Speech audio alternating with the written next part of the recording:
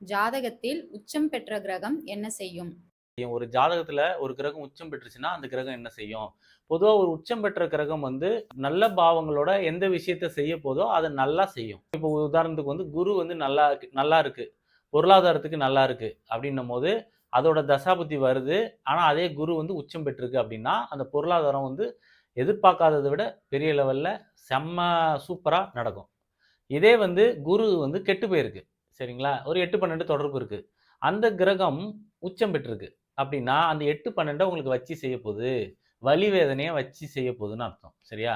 இதே மாதிரி தான் எல்லா கிரகங்களுக்கும். சனி பொருளாதாரத்துக்கு நல்லா இருக்கு, அந்த சனி தசை நடக்குது, சனி உச்சம் பெற்றிருக்கு அப்படின்னா அந்த பொருளாதாரம் சூப்பரா இருக்கும் அப்படின்றது தான்.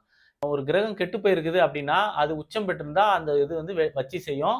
கெட்டு போல நல்லா இருக்குன்னா அதுவும் நல்ல விஷயத்துக்கு நல்லா இருக்கும். சரிங்களா? இதுதான் உச்சம் பெற்ற கிரகம் என்ன செய்யும்ன்றது. இது பார்த்தீங்கன்னா நவாம்சத்துல தான் பார்க்கணும். ராசி கட்டத்துல உச்சம் பெற்றிருக்குதா நீச்சம் பெற்றிருக்குதான்னு நீங்க ராசி கட்டத்துல தேடக்கூடாது. ஆட்சி, உச்சம், நீசம், பகை இது எல்லாமே நவாம்சத்துல பார்க்கணும். பார்வை, சேர்க்கை இதெல்லாமே பார்த்தீங்கன்னா அம்சத்துல பார்க்கணும்.